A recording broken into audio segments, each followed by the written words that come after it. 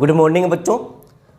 Last video में हमने बात की थी बोहर मॉडल के बारे में, जिसके अंदर हमने बात की थी कि momentum NH2 pi is equal to MBR होगा। इसके अलावा हमने बात की थी 1/4 pi epsilon not ZE² upon R² is equal to MB² upon R। इसके अलावा हमने बात की थी रेडियस की RN is equal to 0.53 N² upon Z angstrom.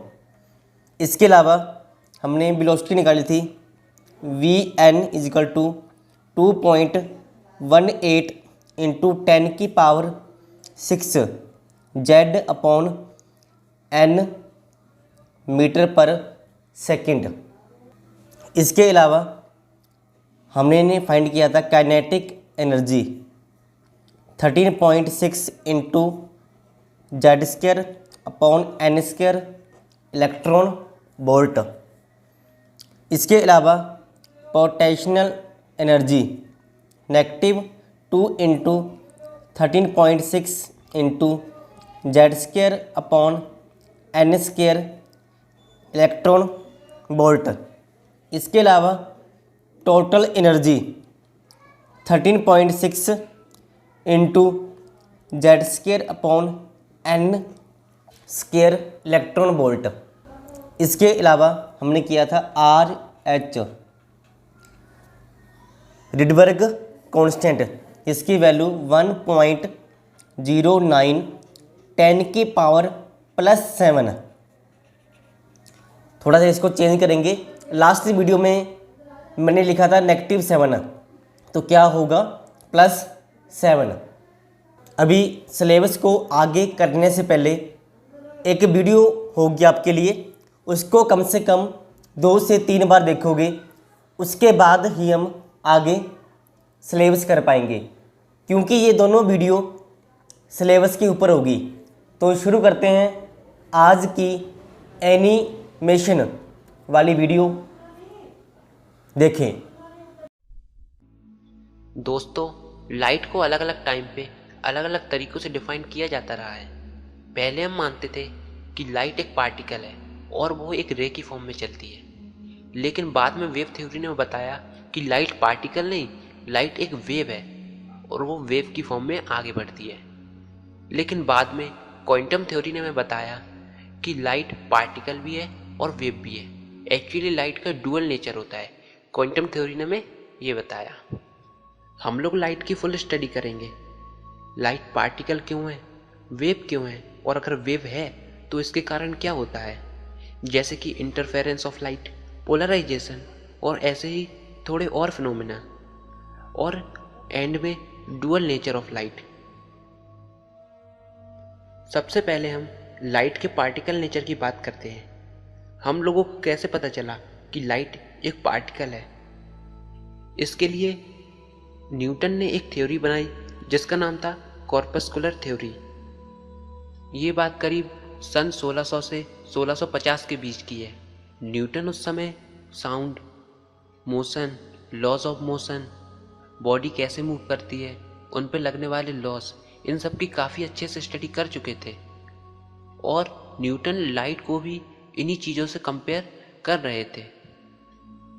जैसे कि अगर हम अपनी रियल लाइफ का एग्जाम्पल लें, तो जब कभी किसी बंदूक से गोली फायर होती है तो जो उसकी गोली है वो एक पार्टिकल है, और जब वो फायर होती है तो वो एक स्ट्रेट लाइन में ट्रेवल करती है। तो न्यूटन ने हमें बताया कि लाइट का जो कोई भी सोर्स है वो बहुत सारे पार्टिकल एमिट करेगा, जिसका नाम उन्होंने कॉर्पुसल्स रखा। ऐसा इसलिए क्योंकि पार्टिकल का मास होता है, लेकिन लाइट का तो कोई मास ही नहीं होता, इसलिए लाइट को पार्टिकल कहना सही नहीं होगा, इसलिए उनका नाम उन्होंने कॉर्पुसल्स रखा। दूसरा उन्होंने बताया कि जो कॉर्पुसल्स होते हैं उनकी स्पीड बहुत तेज होती है, 3 लाख किलोमीटर पर सेकंड, और जब भी मीडियम चेंज होता है, जैसे कि अगर कॉर्पुसल्स हवा से पानी में आए तो इनकी स्पीड कम हो जाती है, यानी कि डिक्रीज हो जाती है। न्यूटन ने हमको बताया कि जब भी ये कॉर्पुसेल्स हमारी आँख के अंदर रेटिना को हिट करते हैं, यानी कि टकराते हैं, तो हमको एक सेंसेशन होता है और हम बोलते हैं कि हमें वो चीज़ दिख रही है। अलग अलग कलर इसलिए होते हैं क्योंकि इन कॉर्पुसेल्स का साइज अलग अलग होता है। कोई कॉर्पुसेल्स बड़े होते हैं और कोई कॉर्पुसेल्स छोटे होते हैं। न्यूटन की कॉर्पुस्कुलर थ्योरी में ये सब पॉइंट्स थे। न्यूटन ने अपनी इस थ्योरी से कुछ नेचर में फिनोमेना एक्सप्लेन किए, जैसे कि रिफ्लेक्शन, रिफ्रैक्शन। लेकिन न्यूटन की ये थ्योरी फेल हो गई क्योंकि वो बहुत सी चीज़ों को एक्सप्लेन नहीं कर पाई, जैसे कि रिफ्लेक्शन और रिफ्रैक्शन। इनके बारे में तो आप जानते ही होंगे। रिफ्लेक्शन, जब भी कोई लाइट किसी ऑप्टिकल सरफेस जैसे कि मिरर से टकराती है तो वो रिफ्लेक्ट होकर वापस आ जाती है। और रिफ्रैक्शन में जब भी कोई लाइट किसी एक मीडियम से दूसरे मीडियम में जाती है तो वो थोड़ा बेंड हो जाती है। लेकिन न्यूटन ने ये तो एक्सप्लेन कर दिया कि रिफ्लेक्शन और रिफ्रैक्शन उनकी इस थ्योरी के अकॉर्डिंग होते हैं। लेकिन जैसे कि पानी की सरफेस लें तो रिफ्लेक्शन और रिफ्रैक्शन दोनों एक साथ होते हैं। ये कैसे हो रहा है, न्यूटन इसको एक्सप्लेन नहीं कर पाए। न्यूटन इंटरफेरेंस, डिफ्रैक्शन, पोलराइजेशन इन सबको एक्सप्लेन नहीं कर पाए। इंटरफेरेंस, इसको हम एक एग्जाम्पल से समझते हैं। मान लीजिए कि हमारे पास कोई एक प्लेन ऑब्जेक्ट है और दो लाइट के सोर्स हैं। हम पहले लाइट के सोर्स को ऑन करते हैं और उस ऑब्जेक्ट को देखते हैं और हमको दिखता है कि वो ऑब्जेक्ट चमक रहा है। हम दूसरा लाइट का सोर्स ऑन करते हैं, तब भी देखते हैं कि वो ऑब्जेक्ट चमक रहा है। लेकिन अगर हम दोनों लाइट के सोर्स को ऑन कर दें तो एक जगह पर तो हम देखते हैं कि वो और तेज चमक रहा है, लेकिन एक जगह हमको ऐसी मिलती है कि वहाँ पर डार्कनेस यानी कि अंधेरा होता है। तो इस चीज़ को हम इंटरफेरेंस बोलते हैं। न्यूटन इस चीज़ को कभी एक्सप्लेन नहीं कर पाए। अब ये पोलराइजेशन क्या होता है? पोलराइजेशन को हम ऐसे समझते हैं, मान लीजिए हमारे पास एक लाइट का सोर्स है और एक स्पेशल टाइप का क्रिस्टल है। हम लाइट को ऑन करते हैं और क्रिस्टल को सेट करते हैं। हम देखते हैं कि आर पार हमको लाइट दिख रही है, लेकिन अगर हम उस क्रिस्टल को थोड़ा घुमा दें तो हम देखते हैं कि लाइट नहीं दिख रही है। तो अगर लाइट एक पार्टिकल के फॉर्म में ट्रेवल करती थी तो उसको दोनों साइड से दिखना चाहिए, लेकिन ये क्या हो रहा है, लाइट एक एंगल से तो दिखती है, एक एंगल से नहीं दिखती है। तो इसको हम बोलते हैं पोलराइज्ड लाइट और इस फिनोमेना को बोलते हैं पोलराइजेशन। न्यूटन इस चीज़ को भी एक्सप्लेन नहीं कर पाए। आप लोगों ने कभी इस चीज़ पर तो गौर किया ही होगा कि अगर आपके घर में कोई छोटी सी विंडो है और उसमें से लाइट आ रही है तो वो लाइट एक जगह पर ना होकर पूरे कमरे में फैल जाती है। लेकिन अगर न्यूटन की थ्योरी से देखें तो लाइट एक पार्टिकल के फॉर्म में होती है और उसको एक जगह पर चमकना चाहिए था, लेकिन ऐसा नहीं होता, लाइट पूरे कमरे में फैलती है। तो न्यूटन इस चीज़ को भी एक्सप्लेन नहीं कर पाए और उनकी थ्योरी फेल हो गई। एक और चीज़ जिसके बारे में न्यूटन ने बताया था वो है कि जब भी लाइट किसी डेंसर मीडियम में जाती है तो उसकी स्पीड बढ़ जाती है। जैसे कि साउंड जब भी कोई डेंसर मीडियम जैसे कि किसी सॉलिड में ट्रेवल करता है तो उसकी स्पीड इंक्रीज हो जाती है। लेकिन रियल लाइफ में जब लैब में प्रूफ किया गया तो पाया गया कि इसका उल्टा होता है, स्पीड ऑफ लाइट कम हो जाती है। तो ये एक और फेलियर था न्यूटन की कॉर्पुस्कुलर थ्योरी का। अब न्यूटन के ही टाइम में एक और नए साइंटिस्ट आए जिनका नाम हाइजेंस था। उन्होंने अपनी वेव थ्योरी दी जिसकी बात हम अगली वीडियो में करेंगे। तो दोस्तों आज की वीडियो में बस इतना ही। वीडियो कैसा लगा कमेंट में ज़रूर बताएं, अपने दोस्तों के साथ शेयर करें, वीडियो को लाइक करें और चैनल को सब्सक्राइब करें।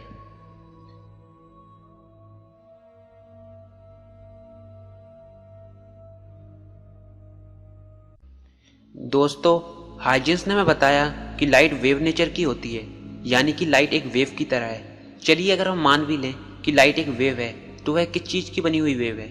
जैसे कि अगर पानी में वेव्स होती हैं तो वह पानी के पार्टिकल से मिलकर बनती हैं। हवा में जो वेव्स होती हैं जो हम बोलते हैं वो हवा के वाइब्रेशन से मिलकर बनती हैं। तो लाइट अगर वेव है तो वह किस चीज़ की बनी हुई वेव है।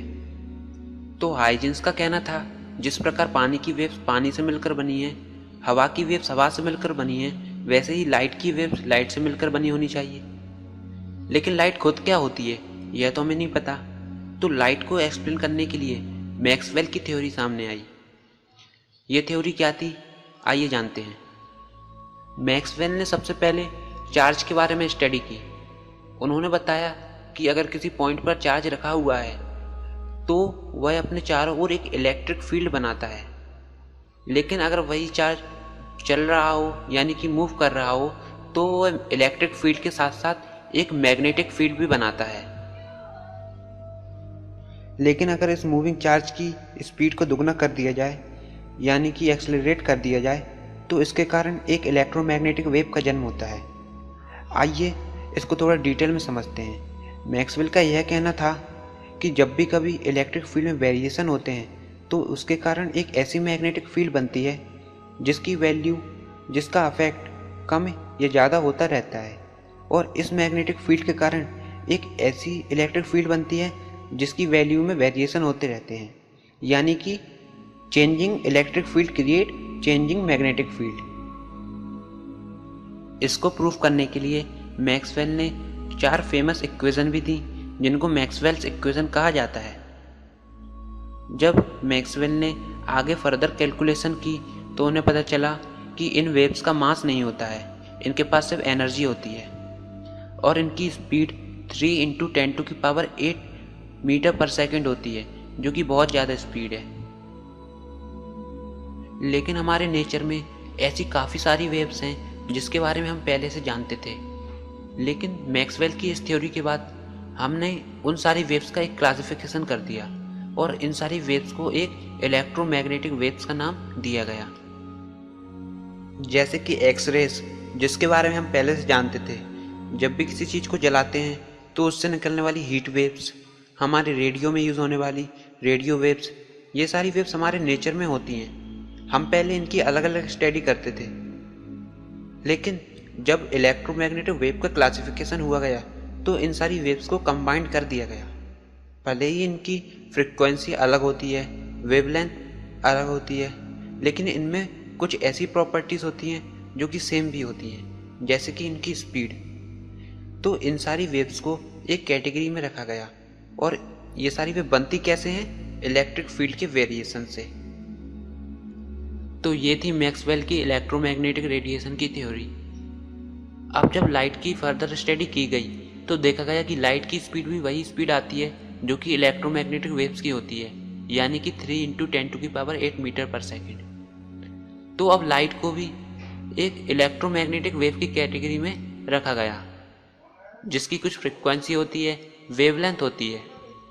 तो इस प्रकार से हाइजन की वेव थ्योरी को मैक्सवेल की इलेक्ट्रोमैग्नेटिक थ्योरी ने सपोर्ट किया, क्योंकि हाइजन कहते थे कि लाइट एक वेव है और मैक्सवेल की थ्योरी का भी यही कहना था कि लाइट एक इलेक्ट्रोमैग्नेटिक वेव है।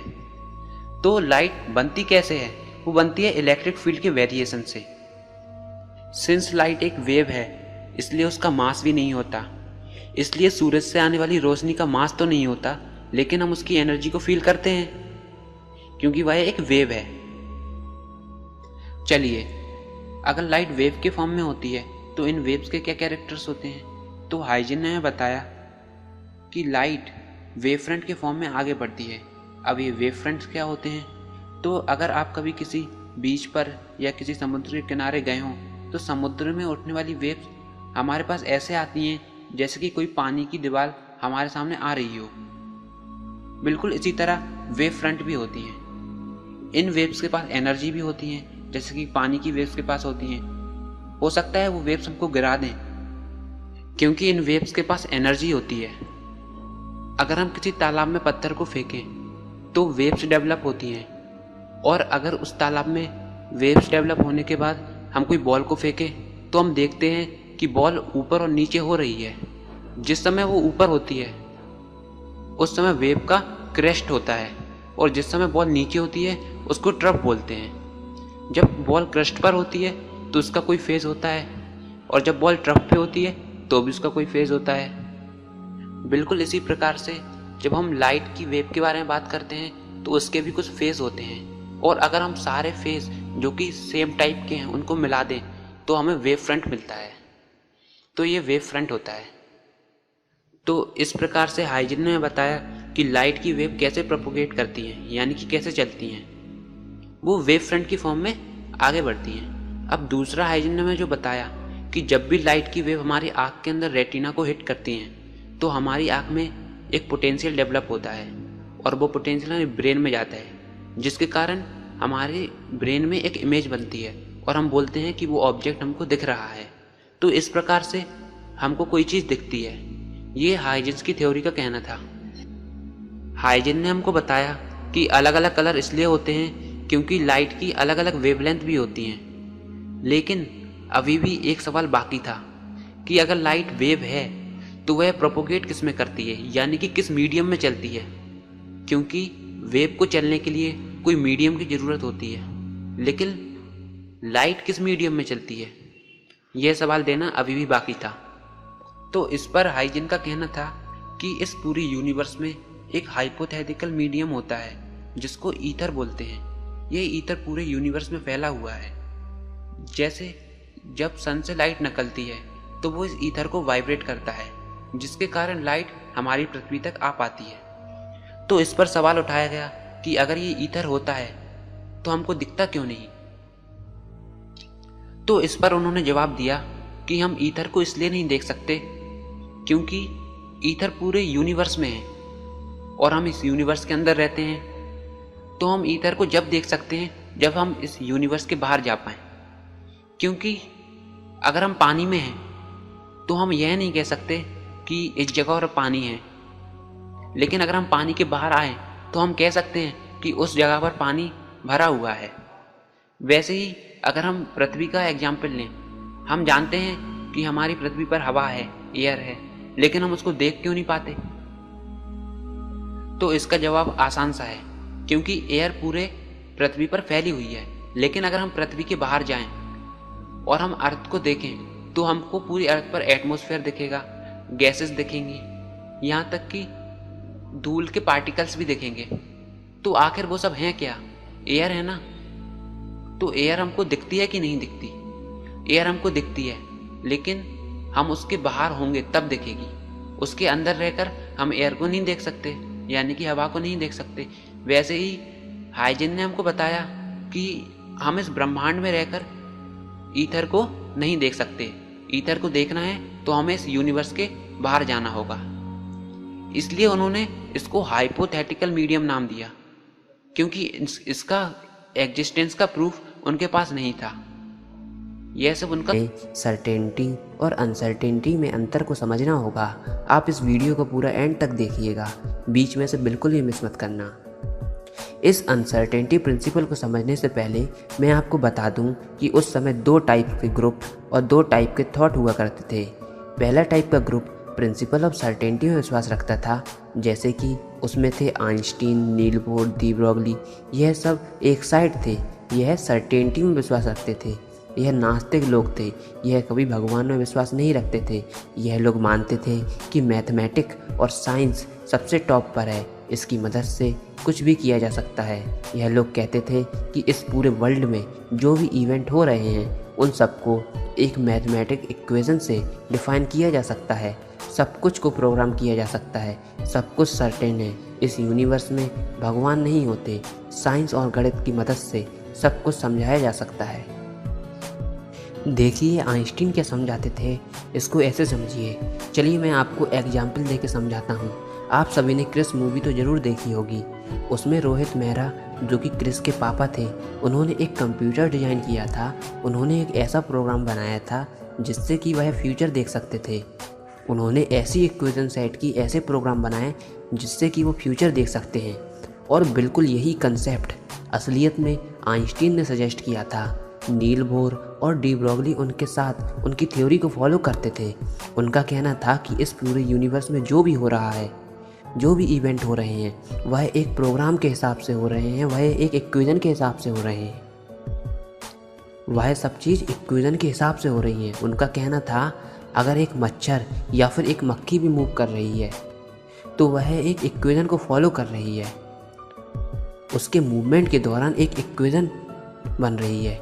कुछ समय तक हम उसके मूवमेंट को ट्रेस करेंगे उसके पिछले ट्रैक रिकॉर्ड को चेक करेंगे और उससे रिलेटेड हम एक मैथमेटिकल इक्वेशन बना देंगे और उस फंक्शन की मदद से हम यह बता देंगे कि वह मच्छर या वह मक्खी 20 मिनट के बाद कहाँ होगी, उसके साथ क्या होगा, वह किस जगह होगी।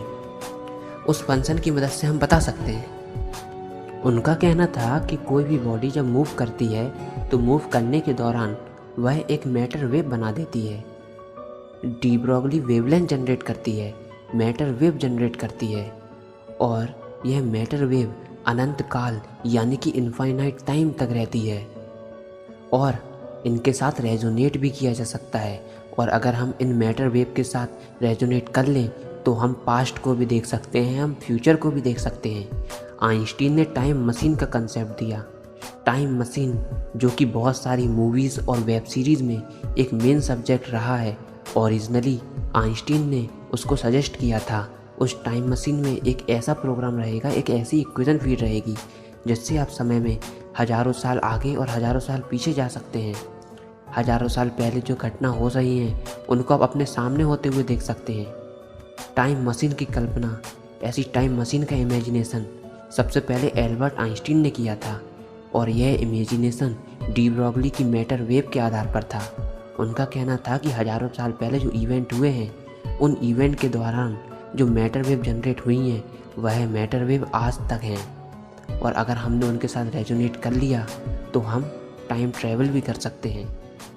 आज जो कुछ भी इवेंट हो रहे हैं वह भी मैटर वेव जनरेट कर रहे हैं और उनको भी रेजोनेट किया जा सकता है। हर चीज़ एक मैथमेटिकल प्रोग्राम के फॉर्म में होती है। डी ब्रॉगली ने भी तो यही कहा था, एक इलेक्ट्रॉन एक सर्टेन पाथ में घूम रहा है, सर्टेन वेलोसिटी और सर्टेन एनर्जी के साथ। यह सब सर्टेनिटी ही तो है। इलेक्ट्रॉन अभी घूम रहा है, 10 मिनट के बाद उसकी क्या पोजीशन होगी उसको भी प्रिडिक्ट किया जा सकता है। 1 साल बाद उसकी क्या पोजीशन होगी उसको भी फाइंड किया जा सकता है। यह सब डी ब्रॉगली का कहना था। यह सब कुछ सर्टेनिटी वाले ग्रुप का कहना था।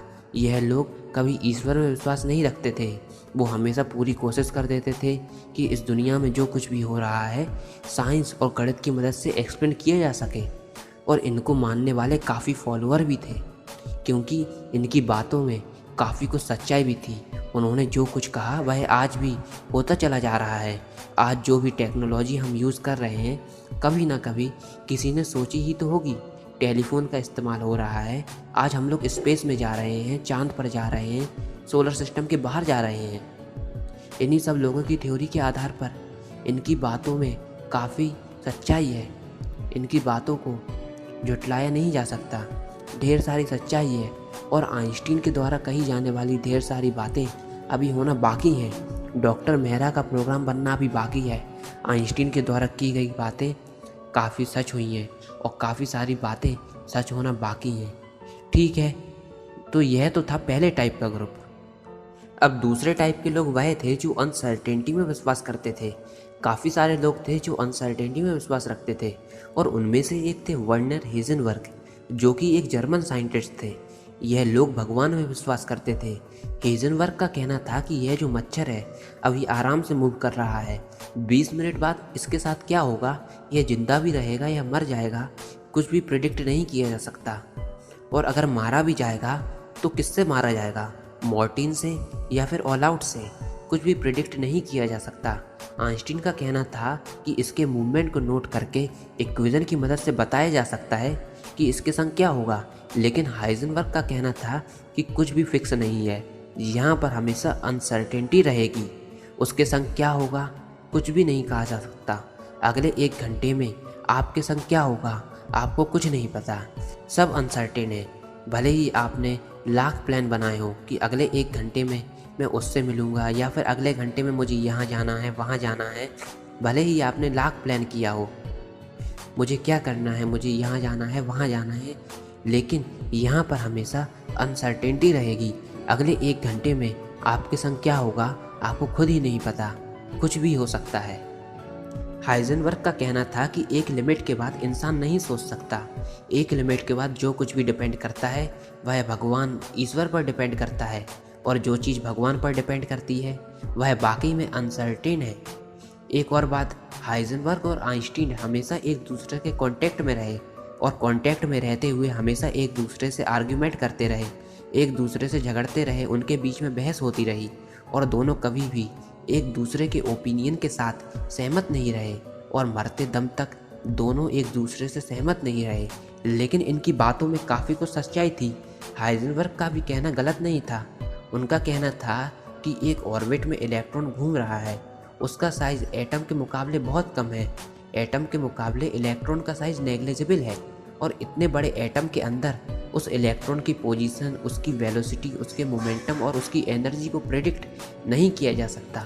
यहाँ पर हमेशा अनसर्टेनिटी मौजूद रहेगी। अगर आप इलेक्ट्रॉन की पोजीशन बताओगे तो उसमें अनसर्टेनिटी रहेगी, अगर आप मोमेंटम बताओगे तो उसमें भी अनसर्टेनिटी रहेगी। उन्होंने मैथमेटिकली इसको ऐसे समझाया, अगर x एग्जैक्ट पोजीशन है तो delta x uncertainty in position होगी और delta p uncertainty in momentum होगी। उन्होंने इसको फॉर्मूले से ऐसे समझाया, delta x into delta p is greater than equal to h/4 और डेल्टा p को हम डेल्टा m इंटू b लिख सकते हैं। यह एक मैथमेटिकल फार्मूला है। उन्होंने कहा कि अगर हम इलेक्ट्रॉन की पोजीशन के बारे में फिक्स हो जाएं तो मोमेंटम में अनसर्टेनिटी बढ़ जाएगी और अगर हम मोमेंटम में सर्टेन हो जाएं तो फिर इलेक्ट्रॉन की पोजीशन में अनसर्टेनिटी बढ़ जाएगी। ऐसा इसलिए क्योंकि जब हम एक फोटोन पार्टिकल को इलेक्ट्रॉन से टकराते हैं, उसकी पोजीशन फाइंड करने के लिए भेजते हैं, तो जो फोटोन पार्टिकल की एनर्जी है वह इलेक्ट्रॉन में पास हो जाती है, जिसके कारण उसके मोमेंटम बढ़ जाता है। भले ही हम उसकी पोजीशन के बारे में श्योर हो जाएं, लेकिन उसके कारण उसका मोमेंटम बढ़ जाता है। तो अगर हम पोजीशन के बारे में श्योर हो जाएं तो फिर मोमेंटम में अनसर्टेनिटी आ जाएगी और अगर हम मोमेंटम के बारे में श्योर हो जाएं तो पोजीशन में अनसर्टेनिटी आ जाएगी। तो ये हाइजेनबर्ग का कहना था और जब हम पढ़ते हैं तो हम दोनों की थ्योरी को साथ लेकर पढ़ते हैं। हमें दोनों की बातों को ध्यान करना पड़ता है, हाइजेनबर्ग और आइंस्टीन की। तो दोस्तों यह सब था